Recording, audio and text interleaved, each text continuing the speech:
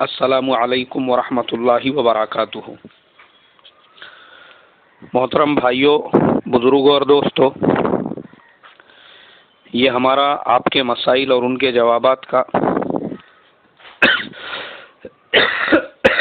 10واں سبق ہے۔ بہت سے بھائیوں کے سوالات پینڈنگ میں تھے۔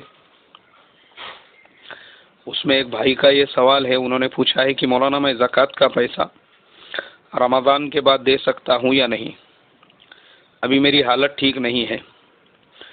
تو مجھے لگتا ہمارے یہ جو بھائی ہے، شاید انہوں نے زکوٰۃ کے اس سے پہلے جتنے بیانات اور احکامات ہم نے بیان کیے ہیں وہ شاید ان تک پہنچے نہیں۔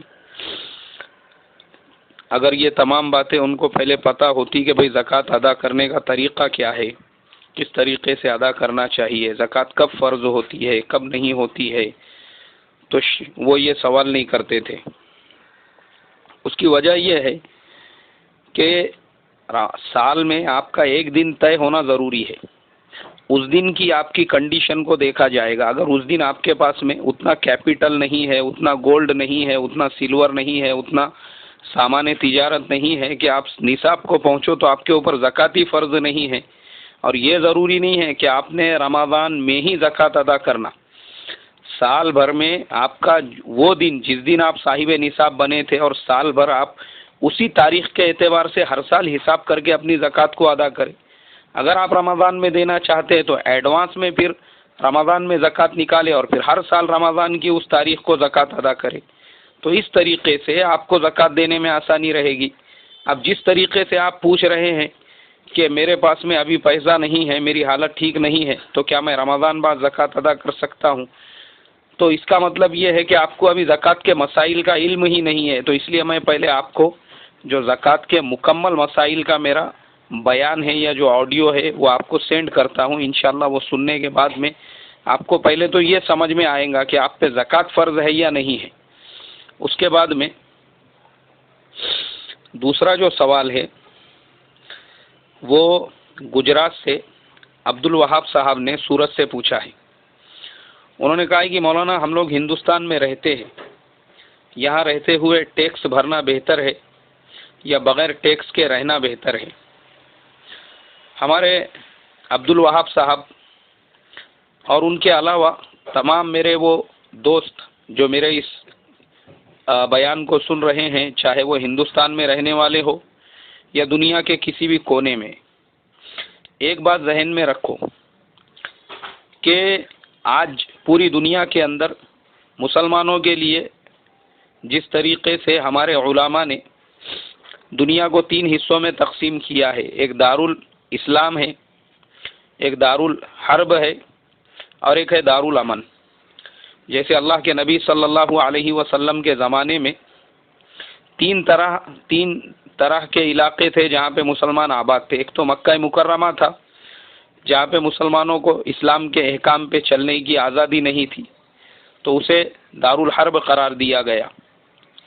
دوسرے مدینہ منورہ تھا، جہاں پہ پوری آزادی تھی، مسلمانوں کا اپنا ہوم لینڈ تھا، اسے دارالاسلام قرار دیا گیا۔ اور ایک اور زمین تھی حبشہ کی، جہاں پہ مسلمان رہتے تھے، اور وہاں پر مسلمانوں کو، حالانکہ بادشاہ عیسائی تھا مگر مسلمانوں کو پوری آزادی تھی، مسلمان نماز پڑھ سکتے تھے، روزے رکھ سکتے تھے، اور بازاروں میں خرید و فروخت کر سکتے تھے، کوئی ان کو روکنے والا نہیں تھا۔ تو اس کو ہمارے علماء نے دارالامن کہا ہے۔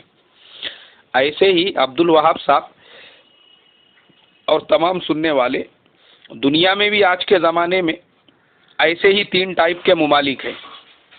بعض ممالک وہ ہے، بلغاریہ ہے، اور کچھ ملک ہے کمیونزم کے ماتحتی میں آج بھی چل رہے ہیں، جہاں پہ آپ کسی بھی مذہب کا نام نہیں لے سکتے، اس کو ہم مکے والے خانے میں ڈال دیں۔ دوسرے اس کیٹیگری کے ممالک ہے جہاں پہ 100% قرآن و حدیث کا قانون نافذ ہے، جیسے سعودی عربیہ ہے، جیسے اور بھی بہت سارے عرب ممالک ہیں، وہ آج کے زمانے کے حساب سے دارالاسلام ہے۔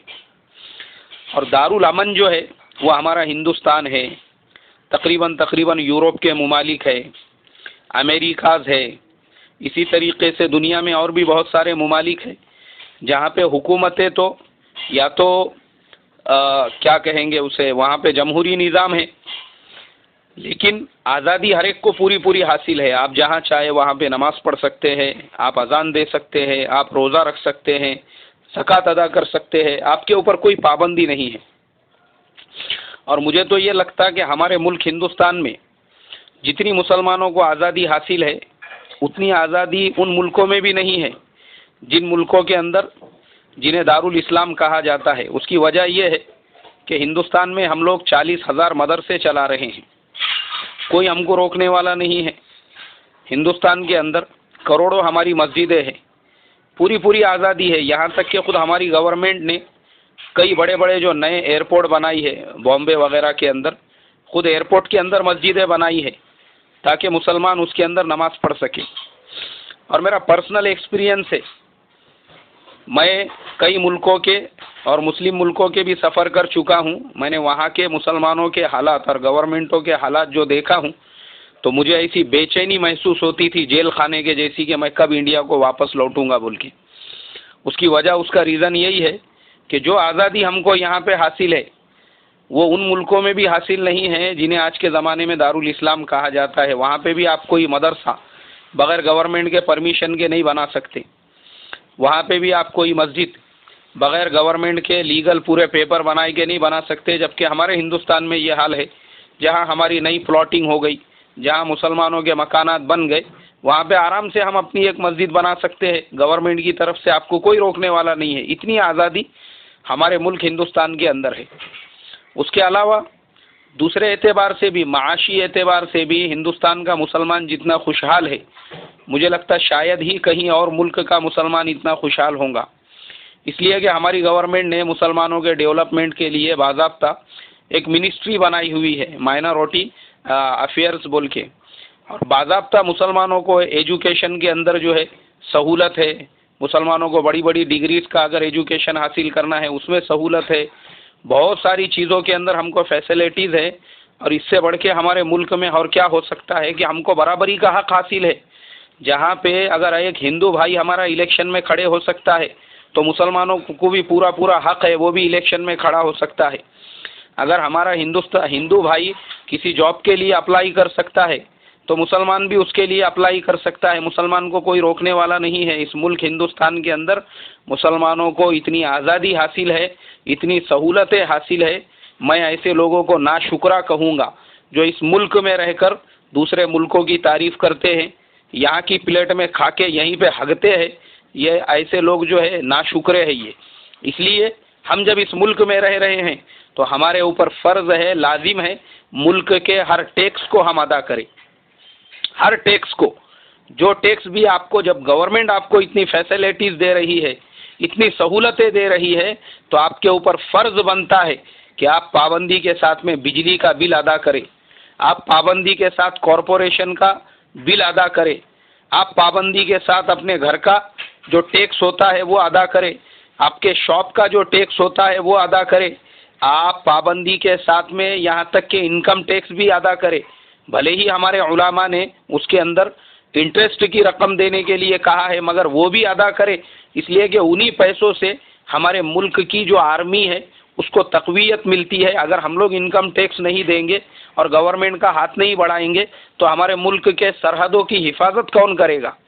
تو اس کے لیے عبدالوہاب صاحب جنہوں نے سورت سے یہ سوال پوچھا ہے، میں ان سے بھی، ہندوستان کے تمام مسلمانوں سے بھی، اور ہندوستان کے علاوہ بھی دوسرے ملکوں میں جو مسلمان رہتے ہیں جہاں پہ ان کو پوری آزادی ہے، پوری فیسلٹیز ہے، جیسے ساؤتھ افریقہ ہے، یو کے ہے، یوروپین کنٹریز ہے، یو ایس اے ہے، اس کے علاوہ بہت سارے ملکوں کے ہمارے ممبرس ہیں، ان سے بھی یہی کہوں گا کہ بھائی آپ جس ملک میں رہتے ہیں آپ کے اوپر اس ملک کے جو بھی لا ہے اور سسٹم کا رسپیکٹ کرنا ضروری ہے، لازمی ہے.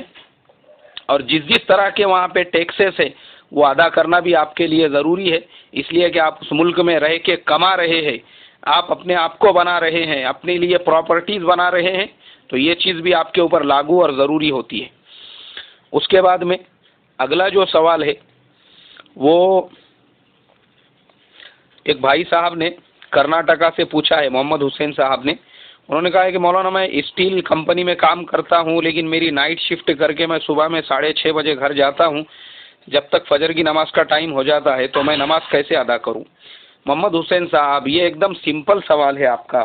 آپ کو سمجھنا چاہیے کہ فجر کی نماز کا ٹائم 12 مہینے 6:30 بجے نہیں ہوتا ہے، اس میں ہر موسم کے اعتبار سے جو ہے کمی زیادتی ہوتی ہے.